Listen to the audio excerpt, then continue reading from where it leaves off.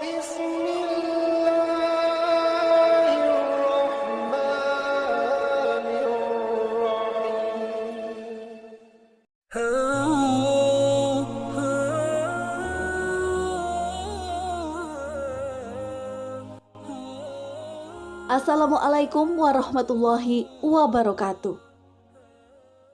Sahabat beriman yang dirahmati Allah, di antara orang Islam yang akan masuk surga itu, ada yang langsung masuk ke dalamnya dan ada pula yang harus menunggu lama.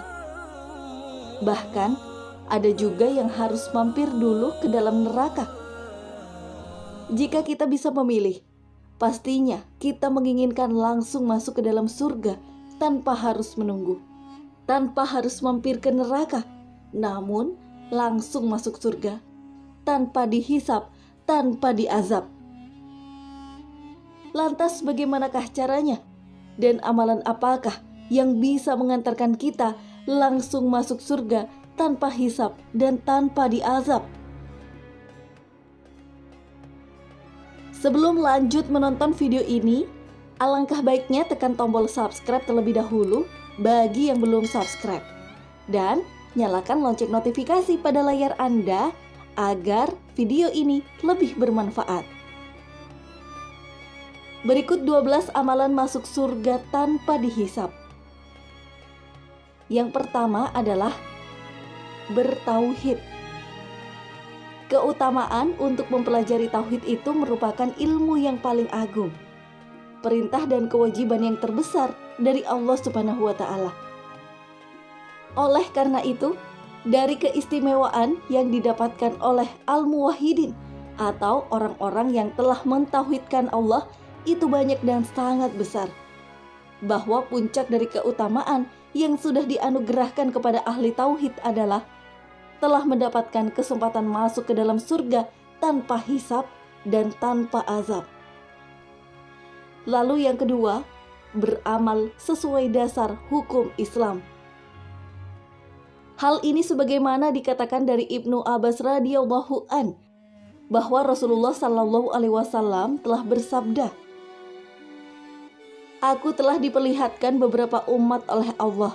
Lalu aku melihat seorang nabi bersama beberapa orang, seorang nabi bersama seseorang dan dua orang, serta seorang nabi yang sendirian.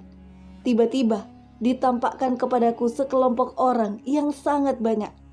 Aku mengira mereka itu umatku, namun disampaikan kepadaku bahwa itu adalah Nabi Musa dan kaumnya.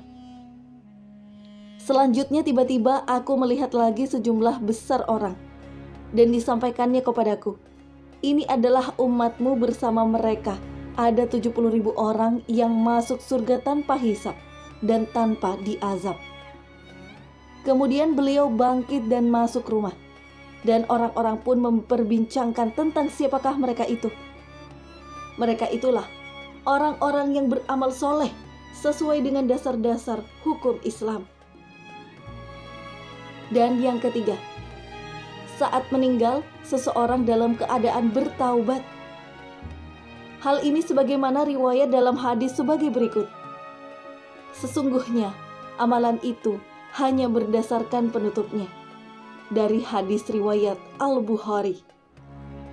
Oleh sebab itu, panjatkan doa agar nanti diwafatkan dalam keadaan Islam, sehingga kapanpun kita meninggal sudah dalam keadaan bertaubat. Yang keempat, bersih dari dosa syirik, bid'ah, dan maksiat. Yang dimaksud bersih dari dosa dan segala macamnya itu ialah dosa syirik, bid'ah, dan dosa maksiat adalah seorang hamba yang telah meninggal dalam keadaan sudah bertaubat dari seluruh dosa, atau dosanya sudah dilebur dengan pelebur atau mukafirat dosa. Yang kelima, jauh dari syirik besar maupun kecil.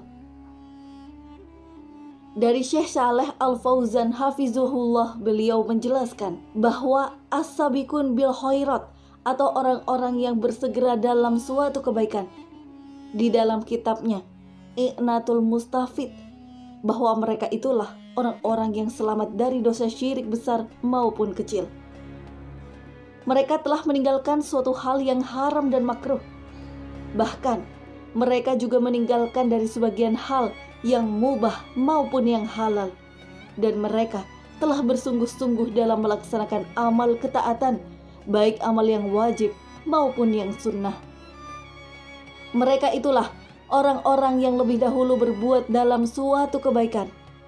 Dan barang siapa yang sampai pada tingkatan ini, maka ia akan masuk ke dalam surga tanpa hisab, tanpa diazab. Yang keenam, mengucapkan syahadat pada saat meninggal. Pada ucapan asyhadu anna Muhammadar Rasulullah itu mengandung tuntunan jauh dari perbuatan maksiat dan bid'ah. Karena hal yang demikian itu disebabkan karena konsekuensi syahadat Muhammadar Rasulullah adalah taat pada perkara yang sudah diperintahkan oleh Rasulullah Sallallahu Alaihi Wasallam dan membenarkan apa yang sudah beliau informasikan kepada kita, menjauhi larangannya, dan tidak menyembah Allah melainkan sesuai dengan syariat yang telah diajarkannya. Lalu yang ketujuh, mengucap la ilaha illallah saat meninggal. Syekh Saleh Al-Hafizahullah di dalam kitabnya At-Tahmid menjelaskan bahwa perealisasian tauhid dengan sempurna adalah realisasi syahadatain la ilaha illallah Muhammadar Rasulullah. Karena pada ucapan seorang ahli tauhid la ilaha illallah terdapat tuntunan pelaksanaan tauhid dan jauh dari syirik dengan segala macam di dalamnya. Yang kedelapan adalah sebagai pengikut setia Rasulullah Sallallahu Alaihi Wasallam.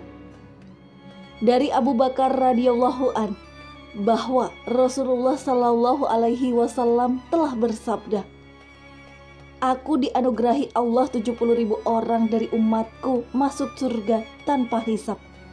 Wajah mereka nampak seperti bulan pada malam purnama. Hati mereka semuanya sama. Lalu aku memohon tambahan kepada Allah. Dan Allah menambahkan untukku setiap satu orang menjadi 70.000 orang." Hadis riwayat Ahmad dalam Musnad dengan sanad yang sahih. Yang kesembilan adalah orang yang pertama kali masuk Islam di masa Rasulullah Sallallahu Alaihi Wasallam. Allah Subhanahu wa Ta'ala telah berfirman, "Dan orang-orang yang beriman paling dahulu, mereka itulah yang didekatkan kepada Allah, berada dalam jumlah kenikmatan, segolongan besar dari orang-orang yang terdahulu, dan segolongan kecil dari orang-orang yang kemudian." Quran Surah Al-Waqiah ayat 10-14. Yang ke-10, memiliki kesempurnaan akhlak. Pada golongan orang yang akan masuk surga tanpa hisab adalah golongan orang yang sifatnya telah disebutkan dalam surah Al-Waqiah ayat 10-14. Allah Subhanahu wa Ta'ala telah memberi sifat kepada mereka sebagai orang-orang yang beriman paling dahulu, dan mereka didekatkan kepada Allah di surga. Mereka adalah segolongan besar dari orang-orang yang terdahulu dan segolongan kecil dari orang-orang yang kemudian. Kepada merekalah Allah Subhanahu wa Ta'ala telah menanamkan kemuliaan, cinta, takdir, dan keagungan. Mereka adalah cermin dalam iman, amal kebaikan, jihad, ilmu, anugerah, kelembutan hati, cinta kesempurnaan, akhlak, dan keagungan. Lalu yang ke-11, orang yang sabar saat diuji dengan penyakit berat di dunia. Pada hari kiamat kelak setelah timbangan-timbangan amal dipasang, orang-orang yang tekun sholat dipanggil untuk menerima pahala mereka secara penuh. Orang-orang yang tekun puasa dipanggil untuk menerima pahala mereka secara penuh. Orang-orang yang gemar berpuasa dipanggil untuk menerima pahala mereka secara penuh. Dan orang-orang yang pergi haji akan dipanggil untuk menerima pahala mereka secara penuh. Akan tetapi timbangan orang-orang yang dicoba dengan penderitaan sakit tidak dipasang. Mereka juga tidak diadili. Mereka selain diberi pahala juga tidak dihisap. Kemudian yang ke-12 adalah orang yang mati syahid. Abu Nuaim dari Ibnu Abbas bahwa Rasulullah Shallallahu Alaihi Wasallam telah bersabda, pada hari kiamat nanti orang yang mati syahid akan dihadirkan untuk dihisap, dan orang yang suka bersedekah juga akan dihadirkan untuk dihisap, dan orang-orang yang dicoba dengan penyakit juga dihadirkan, namun tidak untuk dihisap maupun diadili. Mereka malah diberi pahala yang amat banyak, sehingga orang-orang sehat yang ada di padang mahsyar berharap tubuh mereka dipotong-potong dan digunting agar bisa mendapat pahala yang baik di sisi Allah. Sahabat beriman yang dirahmati Allah, itulah amalan paling mulia yang sudah dijanjikan oleh Allah Subhanahu wa Ta'ala kepada kita agar masuk surga tanpa dihisap, tanpa diazab. Semoga video bisa menjadikan motivasi untuk kita semua dalam meningkatkan amal mulia agar dijauhkan dari api neraka. Amin ya robbal alamin. Demikianlah yang bisa saya bagikan. Semoga video ini bermanfaat untuk kita semua. Wassalamualaikum warahmatullahi wabarakatuh.